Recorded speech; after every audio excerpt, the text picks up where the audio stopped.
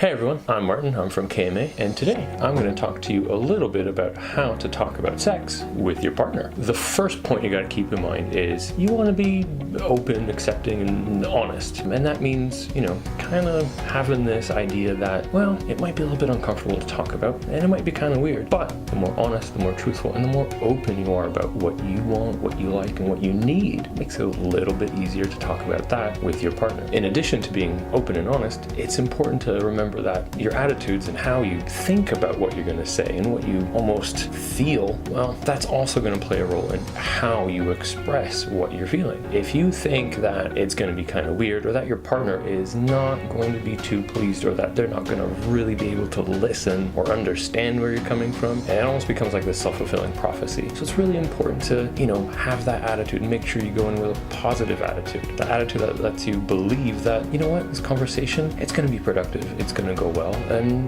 maybe learn something from this experience, and your partner will be more accepting of it too. Which brings me to my second point, having expectations. And I don't mean like expecting that everything is going to go rock solid and awesome, but if you have those negative expectations where you really do think, oh no, this isn't going to go well, or your partner is totally going to put you down, it again becomes this self-fulfilling prophecy of you almost kind of have this bias that you lead yourself into that kind of conversation. So making sure that your expectations are really clear, even with your partner, and almost as much as you might be wanting to say stuff, being able to listen is a really important key aspect here. Going along with those expectations, even your body language tends to say a lot. So even though you might be saying or using the right words, sometimes the way your body, either it's your tone or your gesture, or if you're using your hands or not, or whether you're kind of sitting there tense, arms folded, or even just with a scowl on your face, that says a lot to the other person, even more sometimes than the words themselves do. So really having those good expectations, knowing what you want to talk about, and being open about it, those are at least the first two really important steps in helping set up the conversation to talk about it with your partner. Once you get that conversation going, that's where the communication stuff really comes in. And as much as you want to say stuff, listening is going to be just as important as speaking. And that really means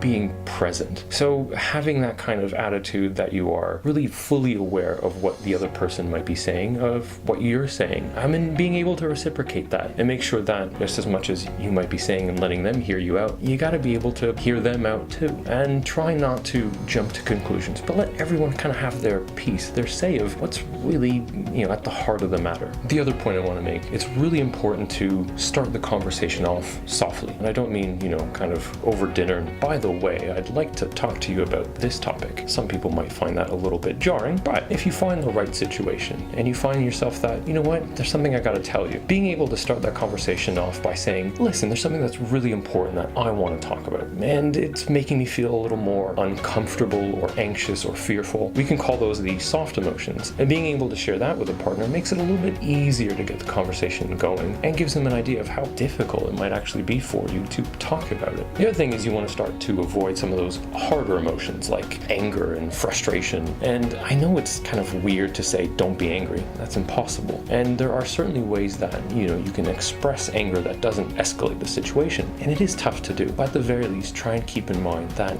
going down that road, it's going to cause more problems than anything. So try to be on the softer side of things if you can. And when things do start to get a little bit more angry and resentful, sometimes taking a break, taking a breather, coming back to it, and letting cooler heads prevail, it's going to be more helpful in the long run. Either way, talking about stuff, it's a two-way street. It's not something that you just say, throw it out there, and let the other person now all of a sudden, like, hey, that's where you have to meet me. It really is about this exchange. And it's just as important to know that, this is the way I feel. I really want to know how you feel. And working together to find a common ground and maybe even a common goal. And really, that's what it all boils down to. If you feel that these pointers are a good starting point, but there are other things that you want to kind of go into further detail with a partner, the folks here at KMA, we're pretty darn good about talking these sort of things. So feel free to drop a line, give us a call. We'll try and help you out as best we can to make sure that you can keep that conversation going. We offer sessions in 3 Toronto locations and via Skype. So there's plenty of resources and availability for you here in the GTA. Hope you like the video, and we'll see you next week.